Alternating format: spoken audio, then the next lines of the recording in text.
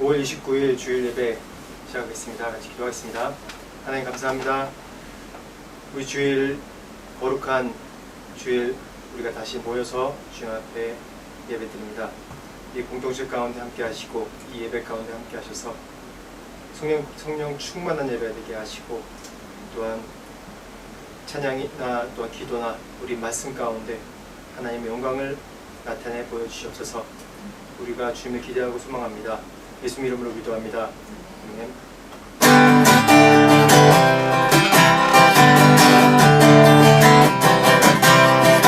주님의 임재 안에서 권능의 날개 아래서 그의 능하신 행동을 날 찬양해.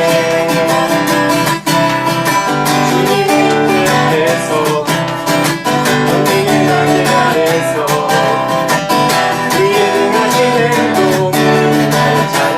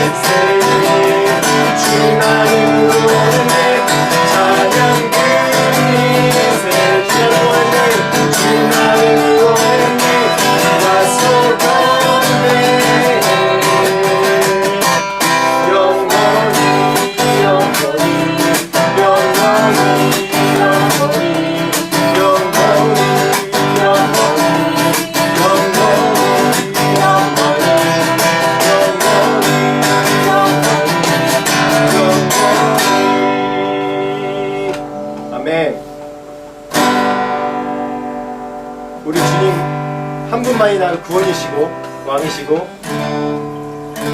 오직 나를 인도하시고 보호하신 분이 주님이라고 다시 한번 선포하면서 그것만이 우리가 사탄을 이길 수 있는, 이 세상을 이길 수 있는 힘입니다. 다시 한번 우리 믿음으로 좀 선포합시다.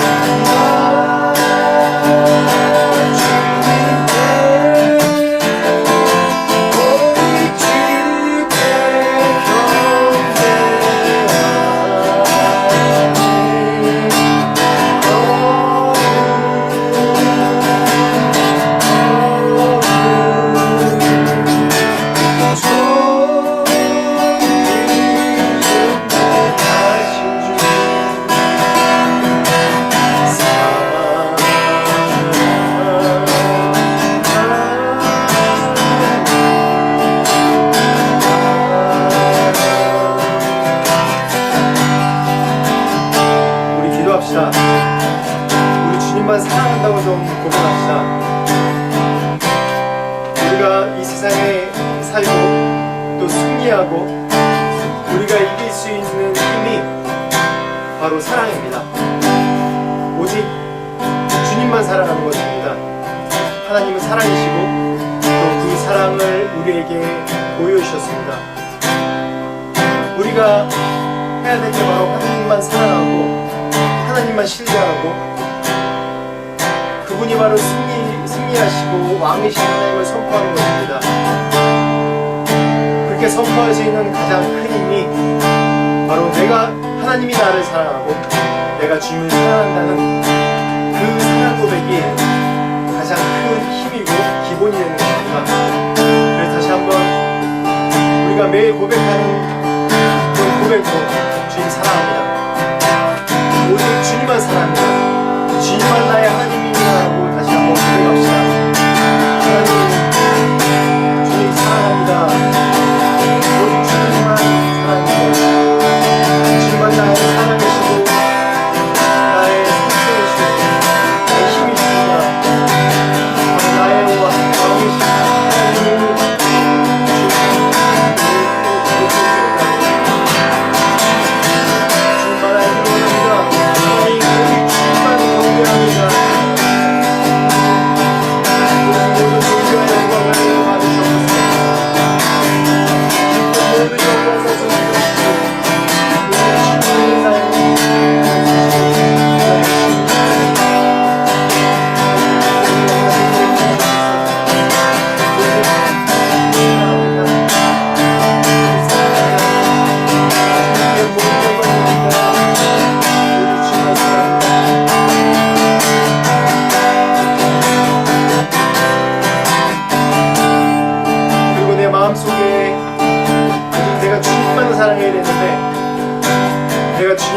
더 우선순위가 되는 부분이 있으면 주님 앞에 내려놓읍시다.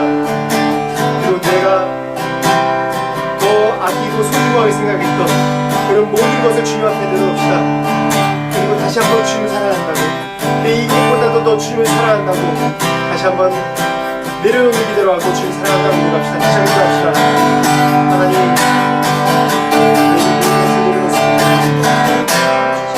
내가 주님보다 사랑했던 걸 모든 것을 내려놓습니다. 내가 주님보다 큰 것을 보여주는 내 생각에 나가고 주님 우리 하나님 주님을 우리 주님만 사랑합니다. 주님을 행복했던 모든 것을 옆에 내려주셔서 나 연약한 용서하시고 하나님 오직 다시 한번 주님만 사랑하는 고백으로 주님 이런 것 받아주시옵소서.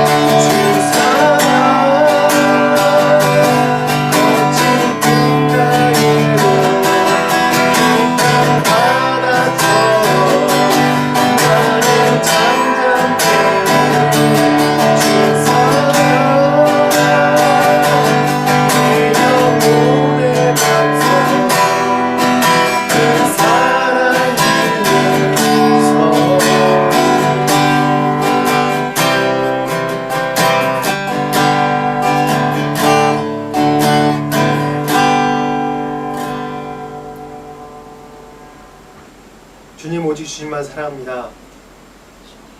내가 주님보다 더 사랑하는 것이 있으면 하나님 이 모든 것을 지금 이 시간에 내려놓기 원합니다. 오직 주님만이 나의 주님이시고 오직 나의 신랑이시고 나의 왕이시고 나의 산성이시고 피난처 되신 주님이십니다. 오직 주님만 의지합니다. 주님만 바라봅니다. 그리고 주님만 사랑합니다. 예수 그리스도 이름으로 기도합니다. 말씀 나누겠습니다. 오늘 말씀 출애굽기 34장 14절입니다. 제목은 우리 결혼했어요. 제목입니다. 출애굽기 34장 14절 같이 말씀 읽겠습니다. 시작. 너는 다른 신에게 절하지 말라. 여호와는 질투라 이름하는 질투의 하나님이니라. 아멘. 계속 이제 한 4주 정도, 한 달 정도 하나님의 그런 헤세드와 에메트에 대해서 말씀을 나누었습니다. 지금도 같은 선상에 있는 말씀입니다. 왜 자꾸 하나님의 헤세드와 에메트에 대해서 이렇게 연관지어서 얘기하냐면 현대 사는 우리들 또 많은 그리스도인들이 크리스찬들이 좀 이제 우리가 잊어버리고 사는 것이 뭐냐면 하나님은 그냥 무한하신 사랑을 주신 분이시고 인자하심을 베풀어 주신 분인데 거기에 대한 정의와 공의를 다 모릅니다. 또 정의와 공의, 하나님의 헤세드 에메트 그러면 또 이게 말씀을 나누다 보면 좀 딱딱한 그런 기분이 들기도 해요. 그래서 성경에는 여러 가지 비유가 있는데 그 중에서 오늘은 제가 우리 결혼했어요 라는 제목을 선택한 이유가 하나님과 우리의 관계가 바로 이 세상에서 이제 결혼한, 혼인한 관계, 혼인 서약한 관계를 좀 비유하기도 합니다. 그래서 하나님이 정말 부부같이, 연인같이 나는 또 질투하는 하나님이다 라고 그 사랑에 대해서 표현하려고 하나님의 사랑, 하나님의 인자하심을 표현하기 위해서 하나님의 헤세드와 에메트 같은 선상에 있는 거예요. 그래서 나는 질투하는 하나님이다 라고 그렇게 얘기를 하죠. 우리가 그렇듯이 하나님의 인자와 또 공의, 헤세드와 에메트에 대해서 참 다 설명하기 참 어렵습니다. 계속 하는 얘기지만 제가 이번 주에도 말씀 준비하면서 하나님의 헤세드와 에메트, 하나님의 인자와 그 공의가 진실함이 얼마나 넓고 크신지 계속해서 이 말씀을 계속 1년 내내 나눠도 될 것 같아요. 제 지식의 한계가 있고 제 경험의 한계가 있어서 그렇지. 오늘 말씀 다시 한번 보겠습니다. 하나님의 그 헤세드와 에메트의 그런 제가 첫째 주부터 말씀하는 그런 가장 기본이 되는 말씀을 시작으로 해서 오늘 우리가 하나님과 어떠한 혼인관계, 결혼한 관계라는 것에 대해서 같이 말씀을 나누고자 합니다. 출애굽기 34장 5절에서 7절 말씀입니다. 지난 몇 주 전에 계속 본 말씀인데 하나님의 헤세드와 에메트에 대해서 정의를 정확하게 하고 있는 그런 내용에 대해서 같이 말씀을 다시 나누고자 합니다. 말씀 읽겠습니다. 여호와께서 구름 가운데 강림하사 그와 함께 거기 서서 여호와의 이름을 선포하시되 여호와께서 그 앞으로 지나가시며 선포하시되 여호와라 여호와라 자비롭고 은혜롭고 노하기를 더디하고 인자와 진실이 많은 하나님이라. 인자를 천대까지 베풀며 악과 과실과 죄를 용서하리라. 그러나 벌을 면제하지는 아니하고 아버지의 악행을 자손 3, 4대까지 보응하리라. 아멘. 요 말씀 헤세드와 에메트에 대해서 나라를 이루고 또 하나님과 이스라엘이 시내산에서 서약관계, 그러니까 혼인관계를 우리가 혼인이라고 얘기해요. 혼인관계를 맺고 그때 처음으로 하나님에 대해서 구체적으로 인자와 진실, 헤세드와 에메트 하나님이 어떠한 하나님인지 정확하게 문장으로 그렇게 압축해서 얘기한 내용입니다. 이 내용이 또 오늘 말씀에 또 내용을 또 풀어서 또 나옵니다. 또 신약에도 계속 나오고 있고요. 그래서 관계에 대해서 좀 얘기하고 싶습니다. 관계. 인간의 관계의 종류는 참 많습니다. 뭐 친구 관계도 있고 또 친구 관계에서도 여러 가지 관계죠. 요즘에는 그 SNS가 발달해서 카톡이나 그 라인이나 또 여러 가지 그 뭐 인스타그램이나 그런 관계로 서로 소통을 하고 하죠. 근데 그런 관계에서 친구 관계도 여러 가지 관계가 있어요.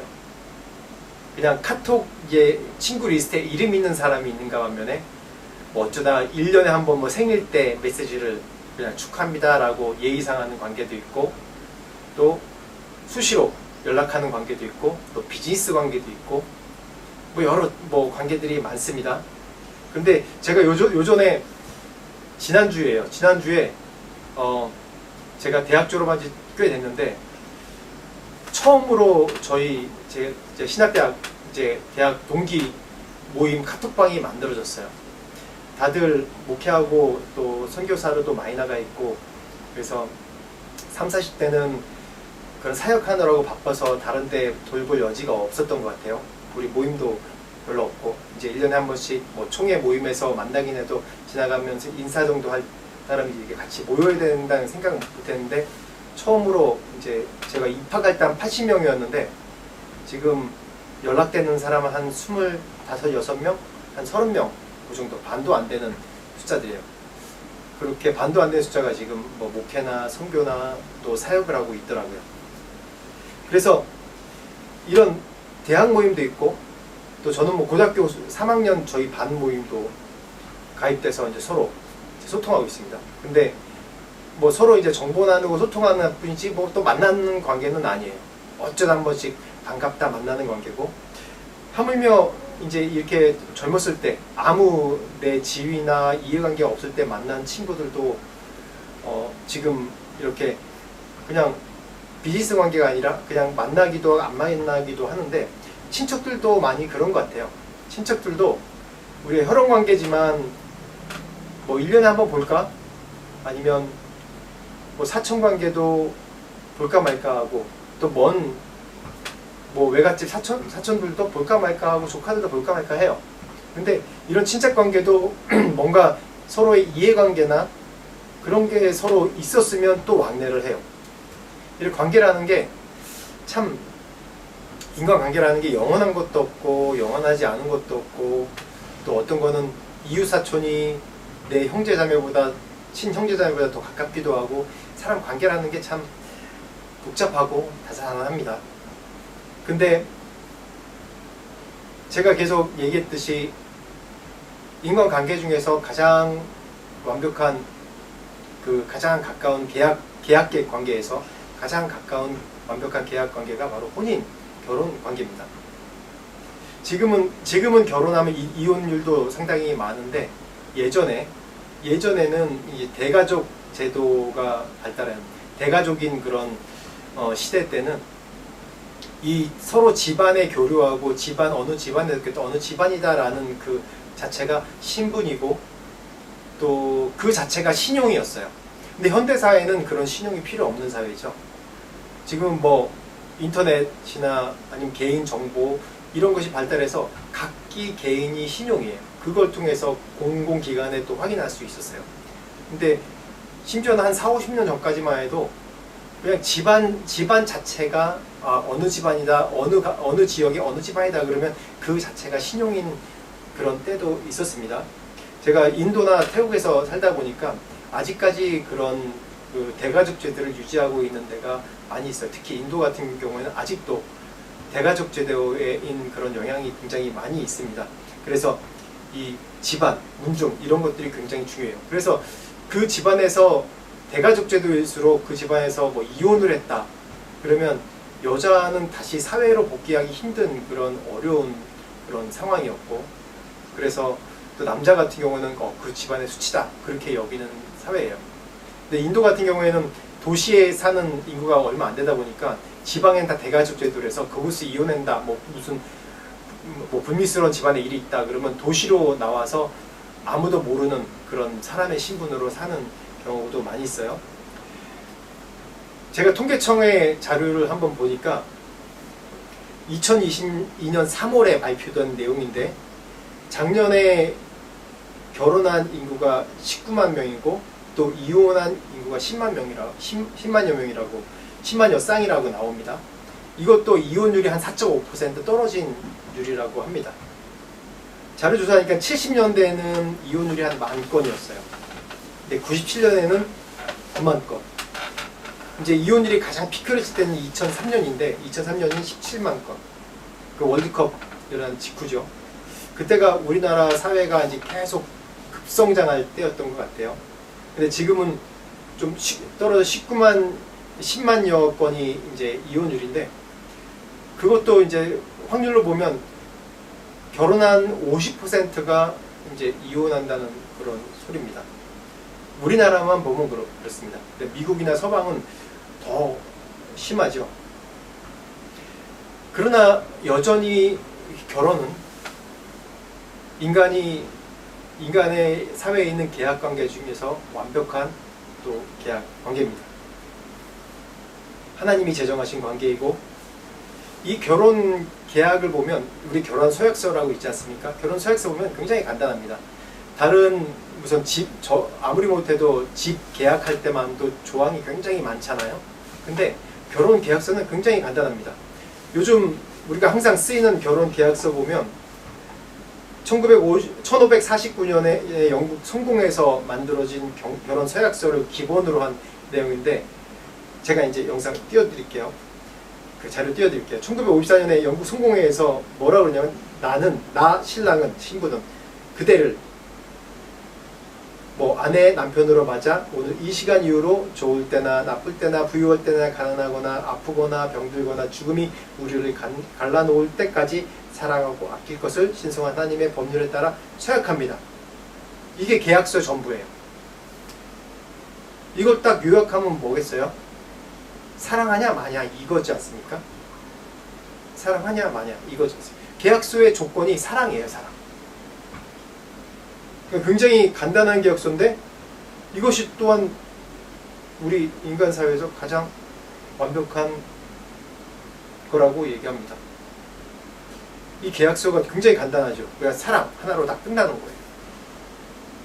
이스라엘 유대인들의 혼인 서약에도 그렇게 돼 있습니다. 너는 내 것이고 너는 내 것이 되고 내 것은 내 것이 된다. 이렇게 고백한다고 해요. 다시 얘기하면 나는 내 사랑하는 자에게 속했고 내 사랑하는 자는 나에게 속했다.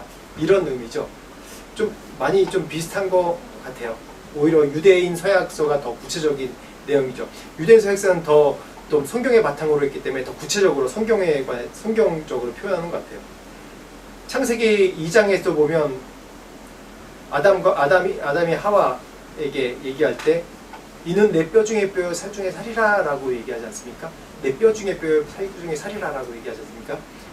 그렇듯이 이 부부관계, 혼인관계는 이렇게 사랑, 순종, 이 관계로, 완벽한 관계로 되는 것 같습니다. 오늘 이제 이스라엘과 하나님과 관계를 보면서 우리와 하나님과의 관계가 어떠한 관계인지 우리가 볼 수 있습니다. 출애굽기 19장 3절 4절 말씀 한번 보겠습니다. 읽겠습니다. 모세가 하나님 앞에 올라가니 여호와께서 산에서 그를 불러 말씀하시되, 너는 이같이 야곱의 집에 말하고 이스라엘 자손들에게 말하라. 내가 애굽 사람에게 어떻게 행하였음과 내가 어떻게 독수리 날개로 너를 업어 내게로 인도하였음을 너희가 보았느니라. 이 내용이 이스라엘을 애굽에서 구출해내셔서 시내산에 도착했을 때 하나님이 이스라엘 백성에게 그 언약하기 전에 말씀하신 내용이에요.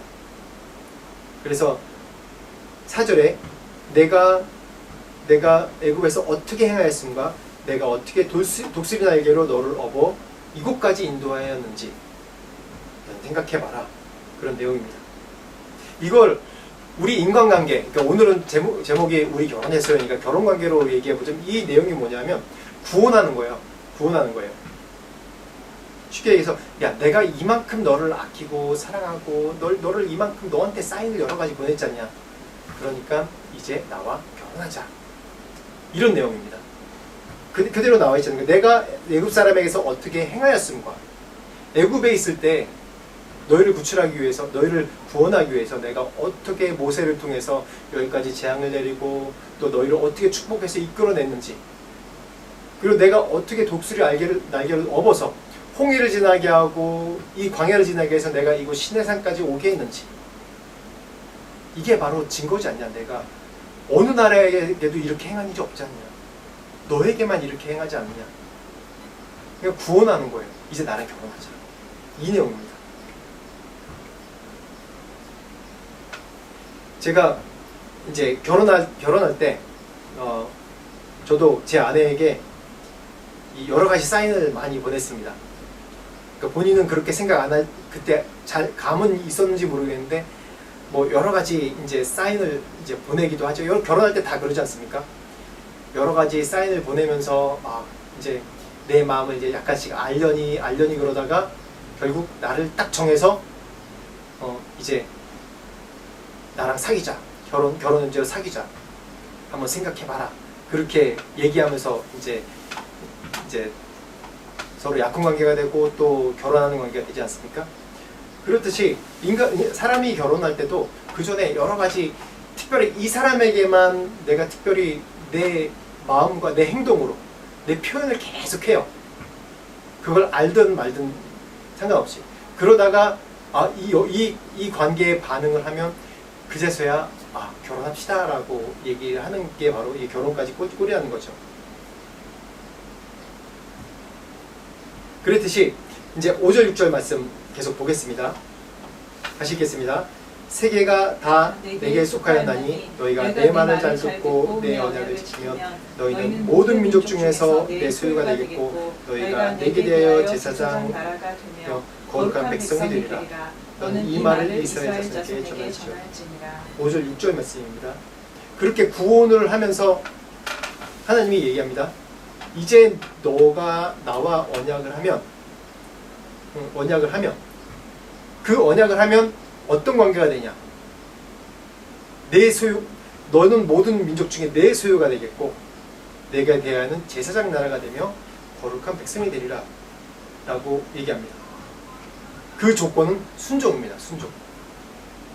내 말을 잘 듣고 지키면, 내 언약을 지키면, 이 결혼관계를 다 지키면 네게 내게 되고 내게 너게 된다는 얘기예요. 하나님 입장에서 보면 굉장히 손해입니다. 굉장히 손해예요. 우리나라 결혼 그 관계를 조사해 보니까 지금은 뭐 이제 결혼하면 풍습이 이제 여자가 남자 집에 이제 시집 온다고 얘기하죠. 지금 뭐 결혼해도 각자 삶을 살지만 시집 온다고 얘기하죠. 원래 우리나라 보면 삼국시대부터 조선 전기까지는 뭐 남과 여기 친형내 그래가지고 남자가 여자 집 가서 남자가 그 신랑이 신부 집 가서 처가살이를 하는 게 원래 그 관습이었어요. 그게 이제 우리나라 성리학이 들어오면서 이제 이왕 그때 시대 때부터 이제 여자가 이제 남자 집에 이제 시집살이 하는 것으로 바뀌었는데 어쨌든 시집살이 하든 처가살이 하든 결혼을 한다는 자체가 내 소유가 네 소유가 되고 내가 가졌던 경험이 내 경험이 되고 내가 가졌던 지위가 내 지위가 된다는 얘기예요. 그래서 이 말씀 자체가 네가 결혼 나와 언약한 거, 결혼한 거를 잘 지켜 결혼한 걸 잘 지키면 내게 바로 내게 된다. 네게 바로 내게 되고 내게 바로 네게 된다. 그러니까 하나님은 줄 것이 너무 많은데 우리는 줄 게 없죠. 우리는 줄 수 있는 게 뭐예요? 죄덩어리밖에 없잖아요. 즉 얘기해서 내가 너를 구원해 주겠다. 내가 너의 죄인의 몸에서 죄인에서 원래 내가 지었던 너의 원행의 모습을 회복해 주겠다. 이런 얘기예요. 그걸 자꾸 하나님이 이런 결혼에 빗대서 계속 말씀하시는 겁니다. 그래서 7절 8절 보면 제가 읽겠습니다. 모세가 내려와서 백성의 장로들을 불러 여호와께서 자기에게 명하신 그 모든 말씀을 그들 앞에 진술하니 백성이 일제히 응답하여 이르되 여호와께서 명령하시대로 우리가 다 행하리이다. 모세가 백성의 말을 여호와께 전하매 이 얘기는 바로 그 혼인서약 할 때 그렇게 하겠습니까? 그러면 신랑이 네, 그리고 신부가 네, 그렇게 얘기하는 거예요. 혼인서약서 이제 주례자가 읊어주면 그러면 신랑한테 읊어주면 신랑이 네, 그러고 또 신부에게 읊어주면 신부가 네, 그렇게 얘기하는 겁니다. 이때 이 내용이 바로 우리가 다 행하리이다. 네, 주님 결혼하겠습니다. 주님과 혼인하겠습니다. 이런 내용입니다.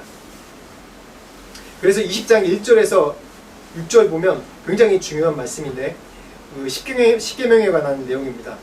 이게 왜 중요한지 우리가 말씀 같이 읽고 같이 또 나누도록 하겠습니다. 20장 1절에서 6절 같이 읽겠습니다. 하나님이 이 모든 말씀으로 말씀하여 이르시되 나는 너를 애굽 땅 종 되었던 집에서 인도하여 낸 네 하나님 여호와니라. 너는 나 외에는 다른 신들을 내게 주지 말라. 너를 위하여 새긴 우상을 만들지 말고 또 위로 하늘에 있는 것이나 아래로 땅에 있는 것이나 땅 아래 물속에 있는 것에 어떤 형상도 만들지 말며 그것들에게 절하지 말며 그것들을 섬기지 말라.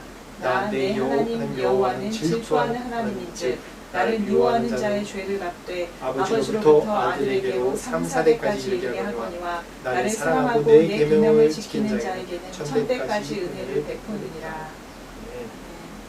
네, 이 말씀 또 나오죠.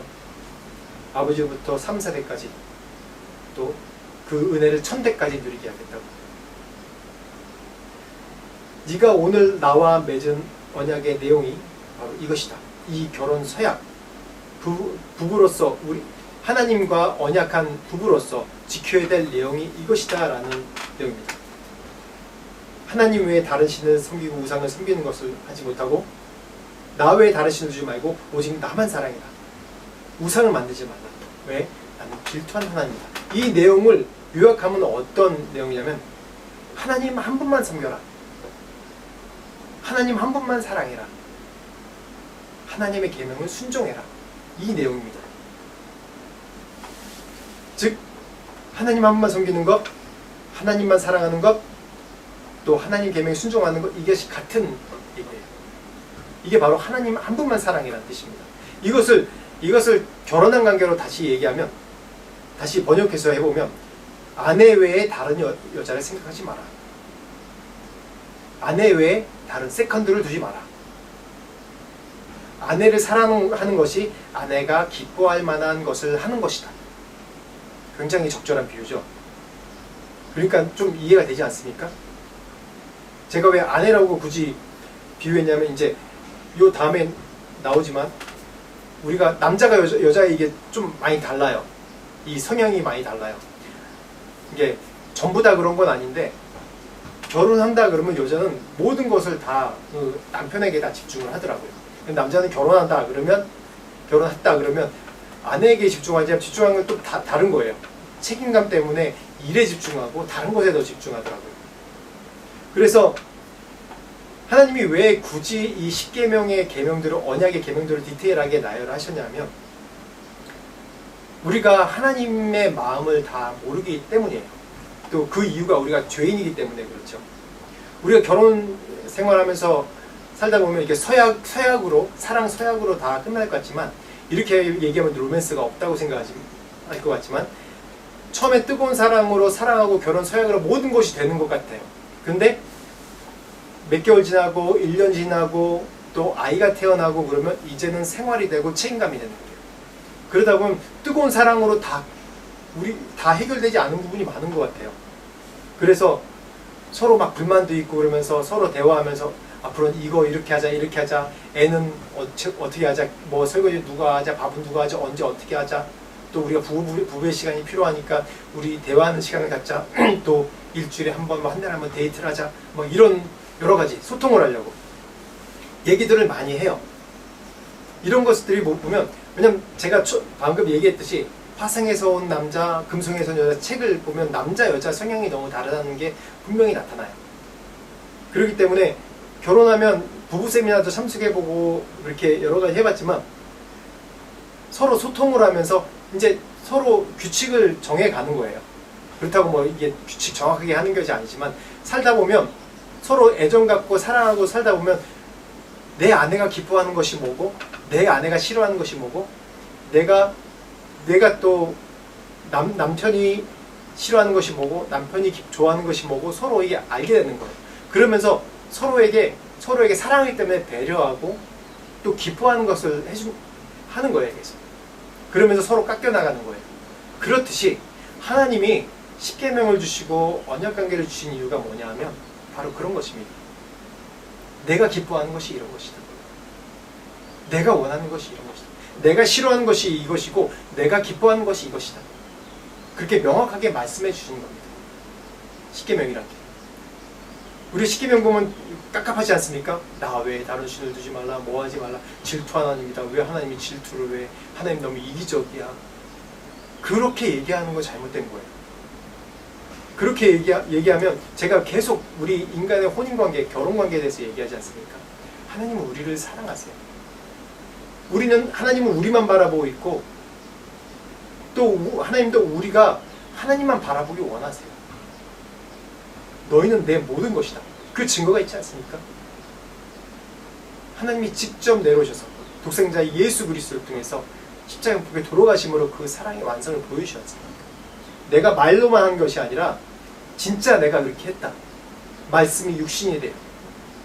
내가 말로만 널 사랑하는 것이 아니라 내가 직접 내가 말한 것이 내 몸으로 내가 직접 와서 희생하고 죽었지 않냐.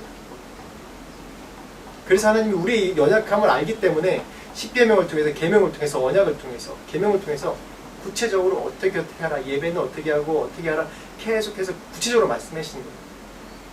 이렇게 해야지 내 모든 것이 내 것이 된다. 내가 가진 풍성한 것이, 그렇게 해야지 풍성한 것이 바로 네 것이 된다. 그렇게 하지만 네 것이 되지 못한다. 이런 마음으로 하나님께서 우리에게 십계명을 주시고 십계명을 통해서 구체적인 방법들에 대해서, 계명에 대해서 계속 언급해 주신 겁니다. 방금 말씀 20장 5절 말씀에 질투한 하나님이라고 얘기하고 있습니다. 그것이 바로 이게 부부관계에서 좀 적절한 표현이죠. 부부관계랑은 좀 다르죠. 다른 구절에 보면 이 질투한 하나님이라는 내용이 이 구약의 20표에 나오는데 그 중에서 좀 주요 내용만 몇 개 보면 읽어보겠습니다. 출애굽기 34장 14절부터 너는 다른 신에게 절하지 말라. 여호와는 질투라 이름하는 질투의 하나님이니라.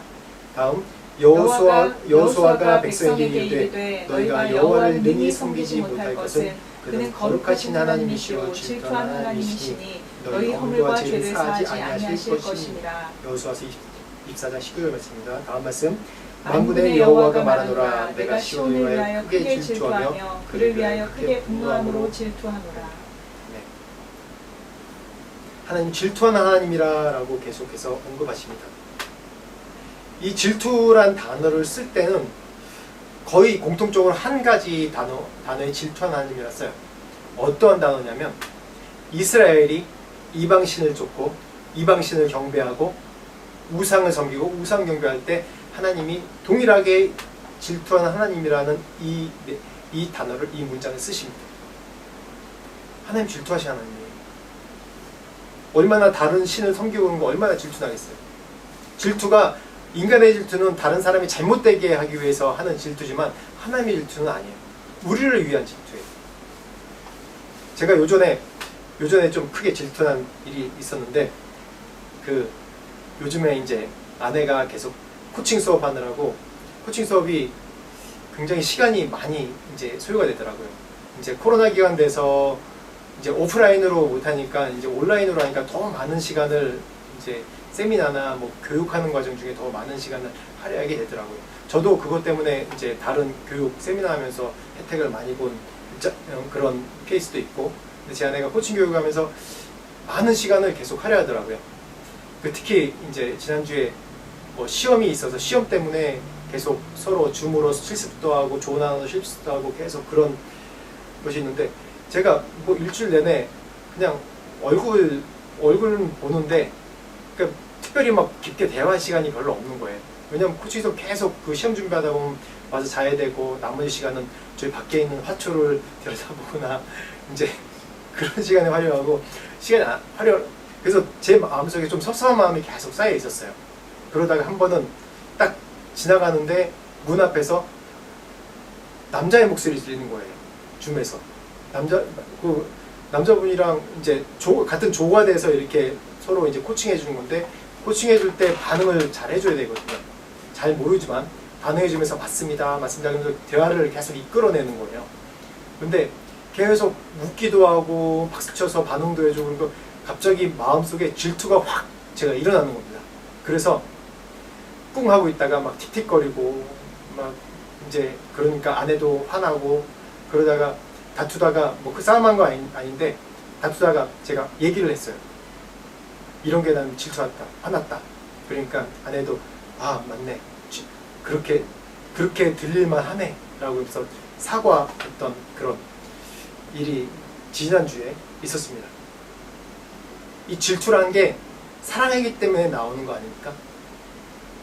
하나님도 제가 심지어 사랑하니까 아내가 나를 안 봐주는 거에 대해서 섭섭한 마음이 들고, 그러다 갑자기 다른 남자의 목소리가 이 줌하는데 들리니까 막 화가 나는 거예요. 하나님은 그 이상의 마음입니다. 하나님은 우리를 위해서, 우리는 부부관계는 서약한 관계고 물론 희생도 있었지만 하나님은 자신의 핏값으로 우리를 산 관계 아닙니까? 근데 우리가 다른 우상을 섬기거나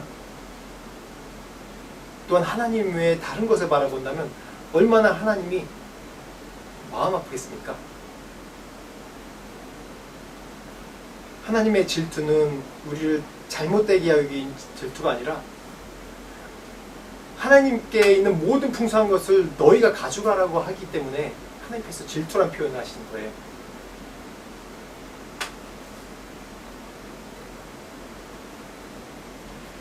그래서 그 말씀 보면 출애굽기 20장 5절 말씀 보면 말씀 읽었는데, 나를 비유하는 자의 죄를 갚되 아버지로부터 3세대까지 이르게 하거니와 라고 얘기를 합니다.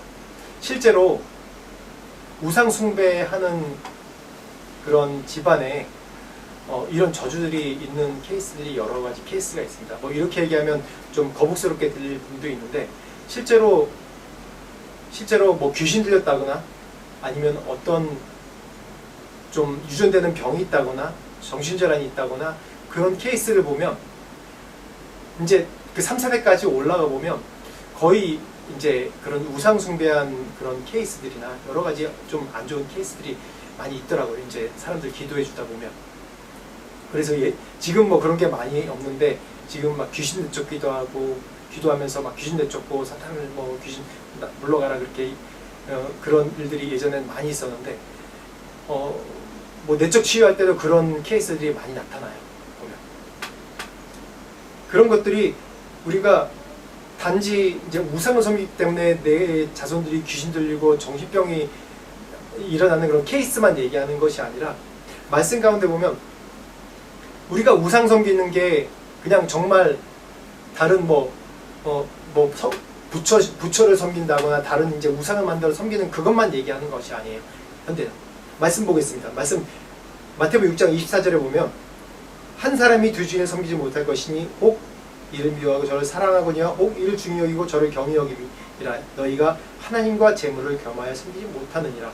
분명히 이 말씀 가운데, 이 예수님께서 하신 말씀 가운데 이런 우상을 얘기하는 게 아니라 재물을 얘기하고 있어요. 재물. 하나님은 이스라엘에게 우상이라고 얘기했지만 그 우상은, 왜냐하면 이스라엘은 나라잖아요.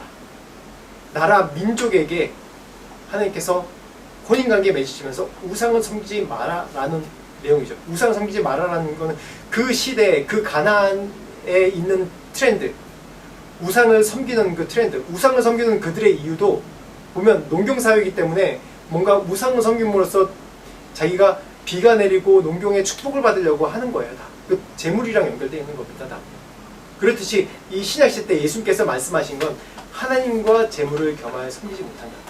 재물이 우상입니다. 말씀 한번 보겠습니다. 디모데후서 3장 1절에서 5절 말씀입니다. 같이 읽어보겠습니다. 너는 이것을 알라. 말세에 고통하는 때가 이르러 사람들이 자기를 사랑하며 돈을 사랑하며 자랑하며 교만하며 비방하며 부모를 거역하며 감사하지 아니하며 거룩하지 아니하며 무정하며 원통함을 풀지 아니하며 모함하며 절제하지 못하며 사나우며 선한 것을 좋아하지 아니하며 배신하며 조급하며 자만하며 쾌락을 사랑하기를 하나님 사랑하는 것보다 더하며 경건의 모양은 있으나 경건의 능력은 부인하니 이 같은 자들에게서 내가 돌아서라. 아멘. 바로 명확하게 얘기하지 않습니까? 하나님 사랑하는 것보다 더한다고 해요. 하나님 사랑하는 것보다 더하면 그게 뭡니까? 우상이죠. 분명히 십계명에는 하나님 외에 하나님만 사랑해라, 나만 섬겨라 라고 얘기했는데, 여기 분명히 얘기해요. 자기를 사랑하며 자기를 사랑한다고 하고 있어요. 돈을 사랑한다고 얘기하고 있어요. 자기를 사랑하기 때문에 자기를 자랑하고 교만하고, 또 자기 외에 다른 사람을 비방하고, 자기만 사랑하기 때문에 부모를 거역하고, 부모도 중요하지 않아요. 그리고 감사하지 아니하고, 거룩하지 아니하고, 무정하고, 남을 모함하고, 절제하지 못하고, 사납고, 또 선한 것, 정의로운 것을 좋아하지 않고, 남을 배신하고, 조급하고, 자만하고, 쾌락을 사랑하고, 자기를 사랑하는 것이 돈을 사랑하는 것이고, 우상을 사랑하는 것이고, 바로 우상을 섬기는 것이랑 같은 것이라고 오늘 분명히 말씀하고 있습니다. 나보다 더 좋은 것이 우상입니다. 우리가 돈을 사랑하는 케이스를 보면, 뭐 드라마를 통해서 그렇고 역사적으로도 그렇고, 돈을 사랑하고 권력을 사랑하고 그런 사람의 결말이 어떻습니까? 3, 4대까지 벌을 받지 않습니까? 재벌들 보면 재벌들이 다 어떻습니까? 재벌들이 자기네만, 자기 자식만 이렇게 감싸고 뭔가 물려주려고 그러다 보면 그 싸움이 나지 않습니까? 다 파탄이 돼버립니다. 이게 재물의 속성이고 자기중심의 속성입니다. 이게 바로 죄의 속성입니다. 이게 바로 벌 받는 거예요. 꼭 우상을 섬겨서 그 자손이 뭐 귀신 들리고 정신병 걸린 게 그게 더 나쁜 것이 아니라, 그것보다도 더 나쁜 게 바로 이런 것입니다. 재물을 사랑하고 자기를 사랑하면 자기도 모르게 하나님의 에메트, 공의를 싫어하고 선한 것을 싫어하고 자기중심적이기 때문에 자기 쾌락에 빠지고, 또 자기가 잘 되면 자랑하고 교만하고, 사람을 비방하고, 비방해야지 자기가 잘 된다고 생각해요. 부모고 뭐고 없습니다. 다. 그런 것이 바로 지금 현대 사회입니다. 크리스찬이라고 여기에 예외일 수 있습니까? 다 마찬가지예요. 교회에서도 그래요. 교회 내에서도 뭐 목사라고 안 그러는지 아십니까? 목사랑 똑같아요. 자기를 사랑하고, 교회란 그런 허물로 내가 뭐 거룩한 송직을 한다는, 선교사 일을 한다는 그런 걸로 또 이용하는 경우도 많이 있어요. 인간이기 때문에, 죄인이기 때문에 우린 이걸 넘어서야 됩니다. 우리 하나님과 혼인한 관계예요. 하나님 질투한 하나님이라고 얘기하고 있어요. 내가 하나님보다 내가 재물을 더 사랑하고 내 성공을 사랑한다면 하나님께서 분명히 반응하십니다. 나에게 반응하세요. 반응하면 그만큼 날 사랑하신다니 질투하는 거예요. 하나님 질투하세요. 왜? 내가 하나님과 결혼한 관계이기 때문에. 만약 지금 이 시간에 고난당하고 있는 분이 있으면, 내가 어려움 당하고 있는 분이 있으면, 그 고난과 어려움이 나의 연약함 때문에, 내가 하나님만 사랑하지 않았기 때문에 있는 고난이라면 겸손하게 하나님께 무릎 꿇으십시오. 겸손하게 하나님 앞에 나오십시오. 세상에서 또 뭐라고 얘기하는지 압니까? 제가 이번 주에 그런 얘기를 들었는데, 왜 방글라데시 사람들이 행복지수가 높으냐? 왜 아무리 돈 많은 재벌이라고 해도 우울증 걸리고 뭐 공황장애 걸리고 행복하지 않다고 그러냐? 그런 이유가, 돈 많고 잘 사는 사람들은 아무리 돈을 100만 원, 1000만 원, 1억을 갖다 줘도 행복하지 않은 거예요. 자기 더 많기 때문에. 근데 방글라데시 사람들, 가난한 사람들은 기대치가 굉장히 낮아요. 그냥 새끼만 먹어도 그냥 행복한 거예요. 행복이 어디 있는지, 기준이 어디 있는지 보면 알 수 있습니다. 행복의 기준이 내 재산에 있고, 내 어느 위치에 있고, 내 야망을 이루는 데 있으면 절대 행복하지 않습니다. 기도도 안 돼요. 제일 무서운 게 자기 자신이에요. 그 기준이 하나님께 있으면, 정말 하나님 한 분만으로 만족한다면 내가 늘 행복하고 하나님만으로 기쁘고 즐거울 수 있습니다. 오늘 말씀은, 우리 결혼했어요 제목의 결론은 뭔지 아세요? 일편단심이에요. 일편단심. 오직 하나님만. 일편단심 민들레, 오직 하나님만 바라보는 그런 신앙이 되어야 됩니다. 내 우상을 섬기는 게 아니라 내가 세상의 재산과 세상의 물질과 성공과 야망을 바라보는 것이 아니라 이런 모든 것보다 오직 하나님. 제가 중고등부 아이들 2년 동안 설교할 때 늘 했던 얘기, 또 우리 자녀들한테 늘 했던 얘기가 그래요. 너희도 성공해야 된다. 돈도 많이 벌어야 된다. 근데 돈 벌어서 어떻게 한다고? 남 준다. 열심히 공부해서 어떻게 한다고? 남 준다. 제가 돈 벌어서 그러면 우리 애들도 남 준다 이렇게 얘기해요. 열심히 공부해서 남 준다. 이게 바로 내가 일편단심 변치 않은 하나님만 바라볼 수 있는 유일한 길입니다. 세상에서 성공한 세상에서 이 마음을 잃어버리지 않는 길입니다. 돈 벌어서 남 주십시오. 성공해서 남 주십시오. 내가 노력해서 남을 섬기십시오. 그것이 바로 하나님의 사랑에 실천하는 것이고 내가 하나님만 사랑하는 것을 잃어버리지 않는 유일한 길입니다. 우상을 섬기지 않는 유일한 길입니다. 같이 기도하겠습니다. 하나님, 오직 주님만 사랑하기 원합니다. 주님만 섬기기 원합니다. 오직 일편단심 하나님만 바라보기 원합니다. 하나님, 이 세상 살아가면서 우리가 필요한 게 너무나도 많습니다. 너무 우리가 필요한 것에 빠져서 하나님보다 내 필요가 더 우선순위가 될 때도 있고 하나님보다 나의 만족을 찾으려고 한 우선순위가 된 것들이 너무나도 많습니다. 하나님 용서하시고 오직 일편단심 주님만 바라볼 수 있는 우리 모두가 될 수 있도록 축복하여 주시옵소서. 우리가 일편단심 주님을 바라보지 않고 딴 길로 갈 때 하나님 그때 우리에게 말씀해 주십시오. 반응해 주십시오. 질투해 주십시오. 그래서 내가 다시 한번 주님을 바라보고 주님께 돌아올 수 있는 기회를 주십시오. 다시 한번 일편단심 주님만 바라보길 소원합니다. 오직 주님만 사랑합니다. 지금 우리 주 예수 그리스도의 은혜와 하나님 아버지의 무한하신 사랑과 성령님의 감화감동의 역사하심이 일편단심 주님을 바라보기 원하는 모든 자들에게 영원토록 함께 하시기를 간절히 축원하옵나이다.